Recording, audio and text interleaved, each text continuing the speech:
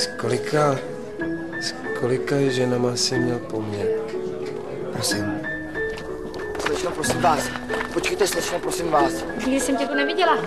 Já jsem tady poprvé. Jsi byl nemocnej? Jak jste to poznala? Praš mi něco mezi zuby. Já mám vlastně jenom první dojmy. Jak to? No, protože jsem všechno potkal zatím jenom jednou. Šla jste včera ráno po naší ulici? Včera ráno? Nějaká dívka vycházela z našeho vchodu, když jsem se vracela z noční. Všechno jí řekl. A co všechno? Tak to nedělejte, protože jí strašně ublížíte. Miluješ jí? Koho? No koho? Olgu přece. Olgo, jak ti to napadlo? Ona se vás chtěla zeptat, jestli nejste úchyl. Tak to je fajn. Loni jste docela sympatický. Ten idiot.